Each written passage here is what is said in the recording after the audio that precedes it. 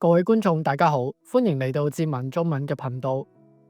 今次我哋呢段影片會討論嘅係尼采嘅第8部作品，於1887年所發表嘅《道德譜系學》。呢一本書一般會被視為係尼采晚期哲學入邊對於道德嘅問題進行最集中同埋系統式嘅分析作品。《道德系譜學》呢一本書並唔係一部規範倫理學嘅著作。尼采喺書入邊並冇嘗試去界定乜嘢叫做善，亦都唔試圖為人類嘅行為去提供應然嘅準則。相反，佢會將研究嘅重心轉向一個更為根本嘅問題，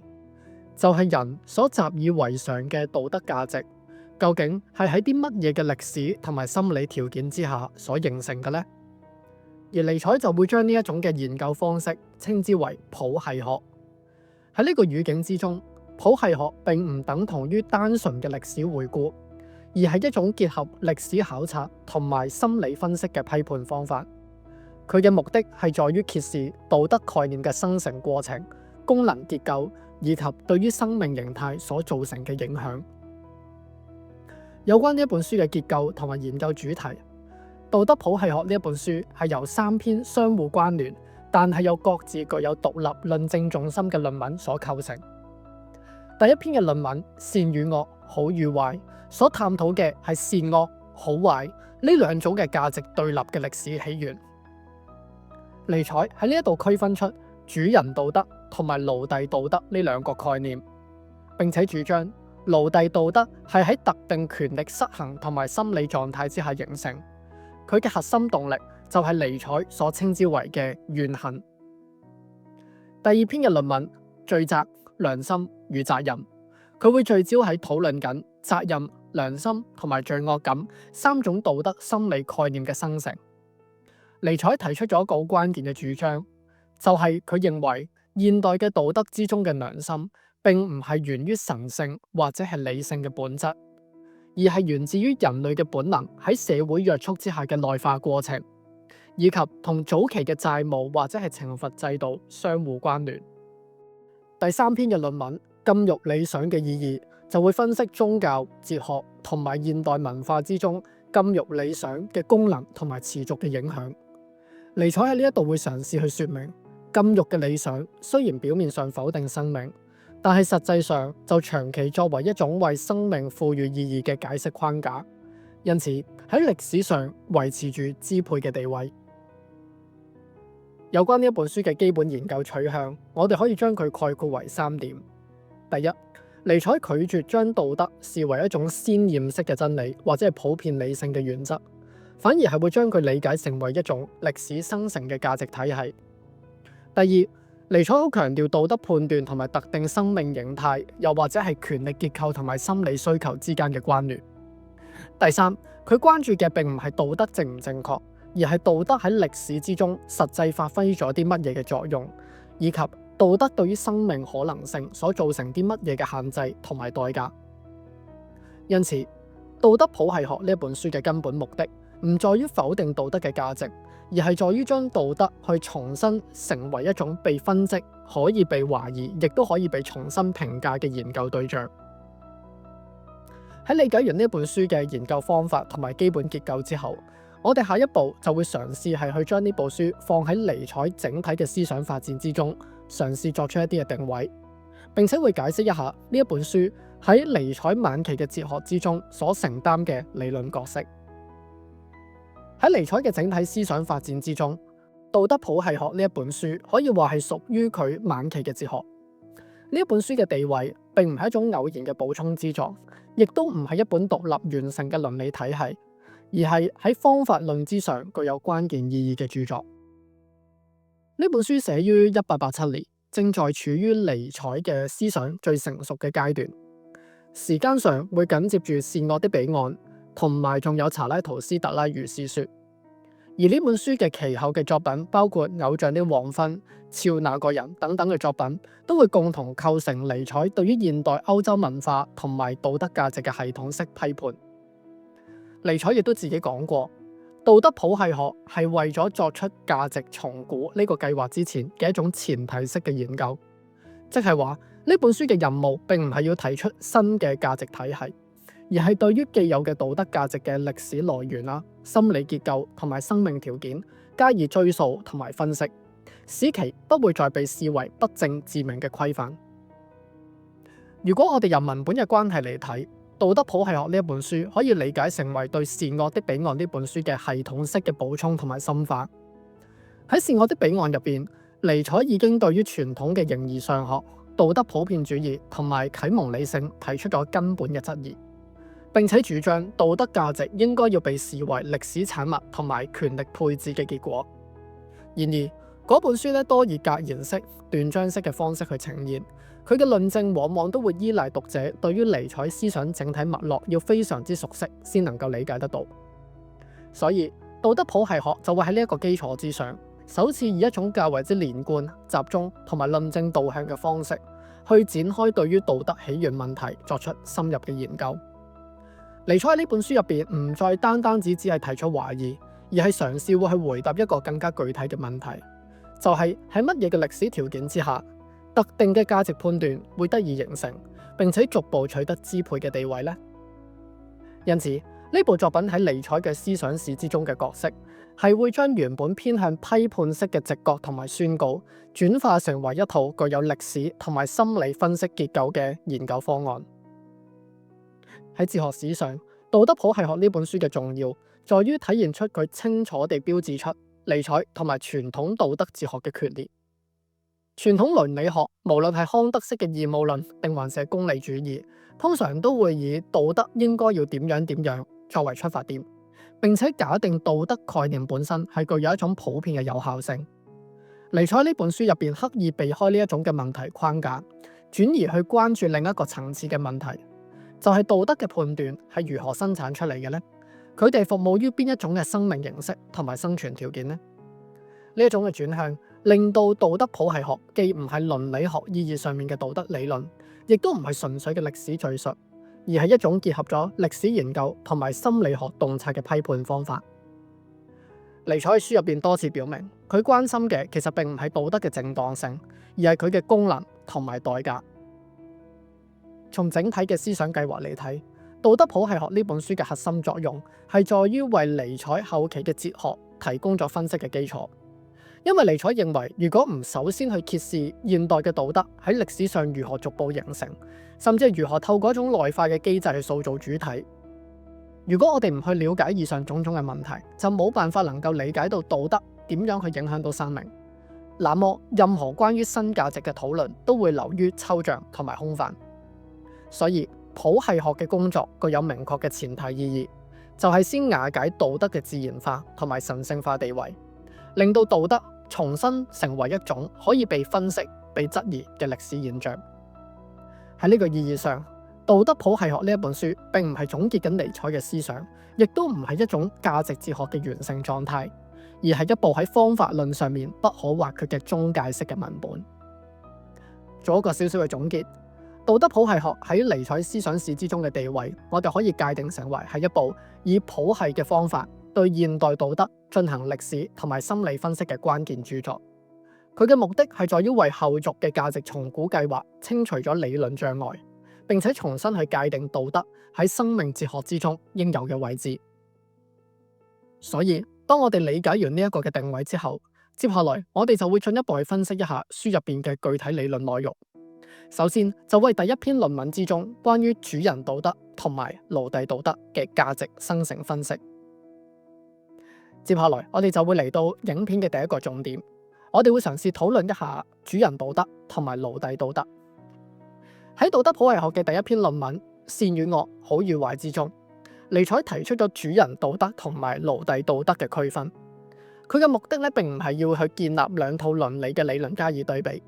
而係藉由歷史心理嘅分析去說明道德價值其實並唔係源於理性嘅反思，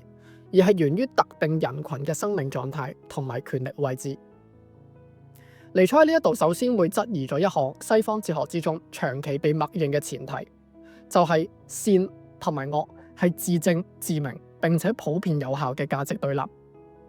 佢認為呢一種嘅睇法本身正係某一種類型嘅道德勝出嘅結果，而唔係佢嘅起點。尼采指出，喺早期嘅貴族戰士嘅社會之中，價值嘅判斷嘅原初形式其實並唔係善同埋惡，而係好同埋壞。喺呢種嘅價值結構之中，好首先就係一種自我肯定性嘅評價，佢係會指涉住強健、主動、自信、有支配能力嘅生命形式，即係統治階層對於自身狀態嘅正面命名。壞就係僅只不過係對於非我者嘅描述，佢會泛指一啲平凡、軟弱、缺乏力量嘅存在形態，而唔係道德上面嘅譴責。尼采特別強調呢一種嘅價值判斷並唔係出自於反思或者係怨恨，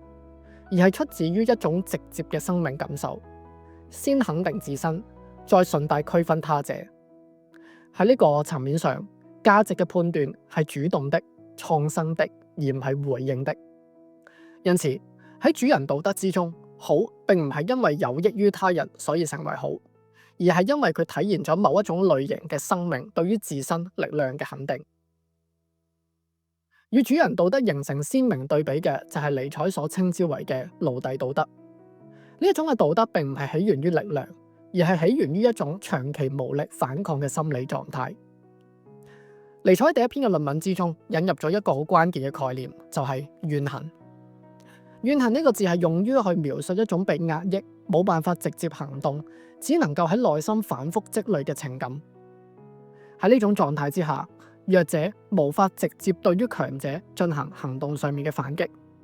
佢嘅敵意同埋挫敗感無法外放，只能夠轉向內在，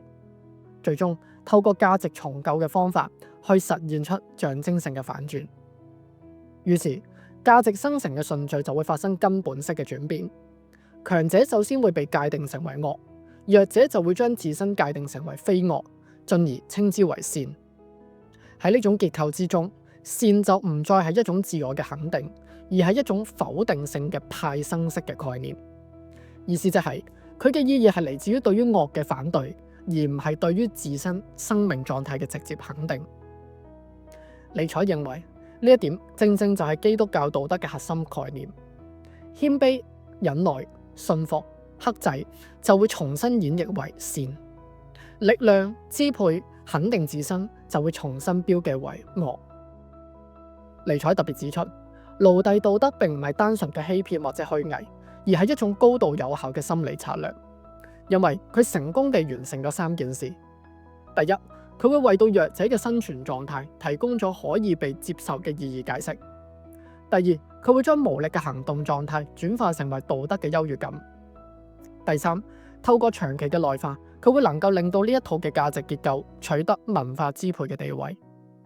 然而，尼采亦都同時強調，呢一種嘅價值反轉係以生命活力嘅壓抑作為代價。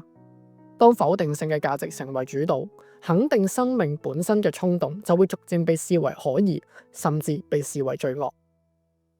我哋需要特別澄清嘅係，尼采喺呢一度並唔係主張緊主人道德就較為好，又或者奴隸道德就應該簡單地被否定。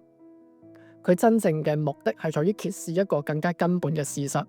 就係道德價值並唔係超歷史嘅真理，而係唔同生命形態喺特定歷史條件之下嘅產物。透過區分主人同埋奴隸嘅道德，尼采就會讓到讀者意識到，道德判斷本身即係一種權力現象，佢背後係涉及邊一個有能力去為價值所命名，以及邊一個必須喺既定價值之中去理解自身。做一個少少嘅總結，喺第一篇論文入邊，尼采完成咗一個關鍵嘅步驟，就係佢會嘗試追問一切我哋而家所講嘅道德價值係如何出現嘅呢？佢哋又服務咗邊一種嘅生命狀態呢？當我哋理解完呢一點之後，下一步自然就係會進入第二篇嘅論文，分析當呢一套嘅價值結構被內化之後，如何形成我哋今日所理解嘅良心、責任同埋罪惡感呢？接下來我哋就會介紹一下影片嘅第二個重點：罪責、良心與惡的良心。喺呢一篇嘅論文入邊，尼采就會將個分析嘅重心由價值判斷嘅外在對立，轉移成為道德心理嘅內在結構。佢會特別強調責任、良心同埋罪惡感嘅起源問題。尼采提出咗一個好特別嘅主張，就係佢認為道德良心並唔係人類理性或者係神聖啟示嘅產物，而係人類攻擊性同埋殘酷本能喺社會條件之下被迫轉向自身嘅結果。喺呢篇論文嘅一開始，尼采就提出咗一個看似矛盾嘅命題：自然嘅任務係要培育出一種能夠作出承諾嘅動物。所謂能夠承諾，意味住個體必須要具備以下嘅能力：第一，對未來責任係會負責，充滿住一種意志嘅穩定性；第二，對過去嘅行為擁有持續嘅記憶；第三，對於因果關係同埋後果擁有計算嘅能力。尼采指出，呢一啲嘅能力並唔係由自然所賦予，而係由漫長嘅社會訓練而形成。呢一個訓練嘅核心機制係記憶嘅強制建立。佢喺文中明確地指出咗一個判斷，就係必須要讓到某啲東西留喺記憶之中，而要做到呢一點嘅話，就必須以痛苦作為手段。因此喺尼采看來，記憶、責任、懲罰由一開始就已經密不可分。喺同一篇嘅論文入邊，尼采都指出咗一個極具影響力嘅語言同埋概念分析，就係德文之中嘅罪責原本係指緊債務。喺早期嘅社會入邊，個體對於群體或者債權人係會負有實質嘅義務，無法履行承諾嘅人就要承受住具體同埋身體性嘅懲罰。懲罰嘅目的並唔係要作出道德嘅糾正，而係補償同埋宣洩。喺呢個階段，所謂嘅罪責根本完全唔涉及內心嘅狀態或者係道德指責，而係一種客觀嘅法律、經濟之間嘅關係。尼采強調，正正係呢一種嘅債權人同埋債務人嘅關係之中，道德嘅心理基本嘅概念先至慢慢孕育出嚟。而真正嘅轉折就會出現喺社會結構穩定之後，當人類係會被納入相對和平、規範嚴密嘅社會秩序嘅時候，原本向外所釋放嘅本能，特別係攻擊性、殘酷性同埋支配衝動，就會唔再能夠自由地表現。尼采認為呢一啲嘅本能其實並唔會因此消失，而係被迫轉向內部。呢一個嘅過程，尼采就會稱之為內化，而佢嘅結果就係惡的良心。所謂惡的良心，並唔係單純嘅道德指責，而係一種深層嘅心理狀態。人會開始由原本指向他者嘅敵意指向自己，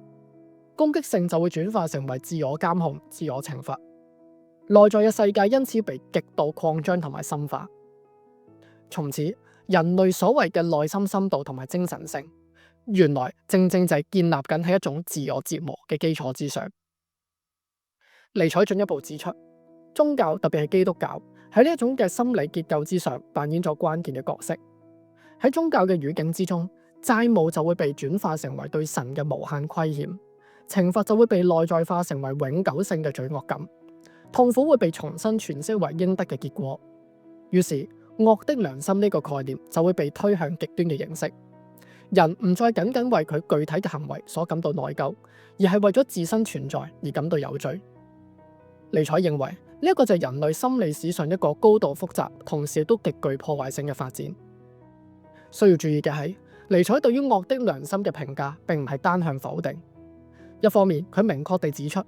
一種嘅內化過程帶嚟咗巨大嘅心理痛苦，並且長期壓抑住生命嘅外放力量。另一方面，佢亦都承認，正正係透過呢一個嘅過程，人類先至能夠發展出高度複雜嘅精神活動同埋文化形式。因此，尼采喺呢一度並唔係作出道德嘅譴責，而係揭示緊我哋今日所珍視嘅道德心理，究竟係付上咗乜嘢嘅代價而慢慢形成嘅呢？透過第二篇嘅論文，尼采完成咗對於道德心理結構嘅歷史性分析。佢會指出到責任、良心同埋罪惡感並唔係永恆不變嘅內在事實，而係出自於社會嘅規範同埋本能內化嘅結果。於是接下來，佢就會喺第三篇論文入邊進一步追問：當呢一種內化嘅痛苦需要被解釋同埋合理化嘅時候，係怎樣嘅理想先至會讓人類願意承受同埋維持呢個狀態嘅呢？呢一點就會引向下一個核心嘅問題：禁欲理想。喺第三篇論文入邊，尼采就會開始進一步去追問啦。究竟點解一種否定生命同埋壓抑本能嘅價值體系，能夠喺歷史上長期維持住佢嘅支配地位嘅呢？因此就會涉及到呢種禁欲理想嘅分析，視之為一種理解西方道德宗教同埋哲學傳統之間嘅關鍵。尼采咧，佢會認為禁欲理想主張克制慾望，否定感官，貶抑緊現世嘅生命，似乎好似同生命嘅保存與增強互相衝突。然而喺歷史上，佢就展現出一種極強嘅持久性同埋動員能力。尼采認為，如果我哋僅僅將禁欲理想理解成為錯誤嘅信念或者係思想嘅迷誤，我哋永遠解釋唔到佢深遠嘅影響。相反，我哋必須要從生命嘅心理需求出發，去理解禁欲嘅一種功能性角色。喺呢篇論文入邊，尼采指出，人類真正難以承受嘅，其實並唔係痛苦嘅本身，而係一種無意義嘅痛苦。當人喺社會規訓同埋本能內化嘅條件之下，接受咗長期嘅痛苦，就會缺乏咗一套解釋嘅框架。呢一種嘅痛苦就會導向虛無主義或者係自我毀滅。禁欲理想正正喺呢一種嘅情景之下發揮作用，佢為到痛苦提供一種可以理解嘅意義，亦都會將痛苦轉化成為道德價值嘅證據。佢都令到承受痛苦成為一種值得嘅狀態。尼采認為，正正係呢一點，使到禁欲理想喺心理之上具有高度嘅吸引力。喺呢篇論文入邊，尼采都特別分析咗一個角色，叫做禁欲祭司。禁欲祭司並唔係單純嘅道德說教者，而係一個心理嘅管理者。佢會理解到群體之中普遍存在嘅痛苦狀態，並且透過道德同埋宗教嘅語言，重新去詮釋呢一種痛苦嘅來源同埋責任歸屬。佢嘅核心操作在於將原本指向外部嘅不滿同埋怨恨引導翻個體嘅自身，會將痛苦嘅原因歸因於罪、不潔或者係墮落，亦都會提供緊一套持續嘅自我審查同埋自我矯正嘅機制。尼采認為呢個操作成功地避免咗群體嘅自我崩解，但係個代價就係將痛苦永久地內在化。因此，尼采提出咗一個判斷，就係禁欲理想並唔係意志反對生命，而係意志寧願意志虛無，亦都唔寧願意志空無。好啦，聽落覺得好似好困難，我哋試下用一個簡單啲嘅方法去理解，即係話禁欲理想嘅本質並唔係單純去否定生命，而係喺生命進入到衰弱嘅狀態嘅時候，用一種否定嘅方式去保存意志嘅本身。喺尼采嘅角度嚟睇，禁欲理想係衰弱生命嘅防衛機制，佢會延緩咗全面嘅虛無主義嘅到來，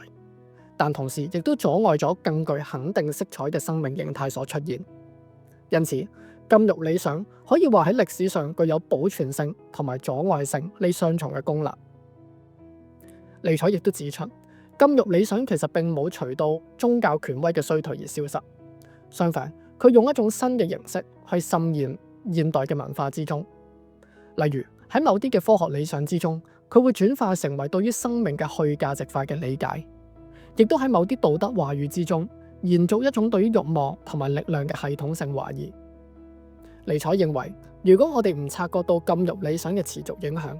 現代人就會誤以為自己已經擺脫咗宗教嘅道德。實際上，我哋只不過係換咗一種形式，延續呢一個核心嘅結構。因此，透過對於禁欲理想嘅分析，尼采就會完成咗對於西方道德一種好深層嘅心理歷史嘅分析。佢會認為禁欲理想之所以長期有效，並唔係因為佢嘅真理，而係佢只不過喺特定生命狀態之下嘅一種功能。因此，我哋值得思考嘅係，喺禁欲理想之外，究竟會唔會有另一種嘅價值取向呢？亦都會唔會有一種嘅價值係能夠唔會否定我哋人生嘅生命力嘅呢？去到呢一度，我哋今日已經係會好簡單地睇完呢3篇論文各自嘅一啲重心嘅觀點。我哋嘗試會做一個少少嘅總結。我哋縱觀《道德譜系學》呢一本書，可以會見得出尼采嘅核心關切，其實並唔在於建立一套新嘅道德體系，係在於去改變我哋對於道德本身嘅理解方式。尼采透過譜系學嘅方法，系統性地去揭示咗3個關鍵嘅事實，分別係道德價值並唔係普遍理性或者神聖啟示嘅直接結果，而係喺特定嘅歷史、心理同埋權力條件之下嘅產物。第二，現代道德所依賴嘅良心、責任同埋罪惡感，係源自於本能嘅內化同埋長期嘅規訓，並唔係單純嘅理性自律。第三，看似否定生命嘅禁欲理想，事實上喺歷史上係會承擔咗為痛苦所賦予意義，並且維持意志所運作嘅功能。透過以上嘅分析，尼采迫使我哋去面對一個結論，就係我哋今日所珍視嘅道德價值，其實並唔係毫無代價。喺呢個道德所形成嘅過程之中，係會伴隨住生命力量嘅壓抑同埋扭曲。當然，呢一個結論並唔會必然導向虛無主義，反而尼采就會將虛無主義理解成為一個歷史同埋思想嘅過渡階段。就係當舊有嘅價值失去咗佢嘅正當性，而新嘅價值又尚未被創造嘅時候，人類必然會經歷呢一種方向式嘅失落。喺呢個意義上，道德譜系學嘅理論任務就係要能夠令到呢一個過渡嘅狀態清晰地讓人去意識得到，而唔係要去掩蓋或者係填補。尼采所要求嘅並唔係立即去接受某一種嘅替代式嘅價值，而係要具備一種對於價值嘅來源保持警覺嘅思想態度。對於當代嘅讀者而言，我哋唔一定要同意尼采所有嘅觀點，但我覺得值得思考嘅問題就係在於，我哋會唔會能夠有一個能力或者意識去重新思考一切嘅價值、意義、生命嘅來源呢？呢個問題其實尼采並冇俾到一個好標準嘅答案我哋，但我哋可以會嘗試思考得到。如果唔經過譜系學嘅反思，任何關於價值嘅主張都難免會重複既有道德嘅前提。因此，道德譜系學呢一本書能夠為我哋帶嚟一種理論上嘅前提工作，就係要求我哋思考一切嘅道德問題之前，先要學識點樣對於道德嘅本身進行歷史同埋心理層面嘅反思。今日嘅影片我哋會先去到呢一度，下一集就會為大家介紹一下尼采嘅下一部著作。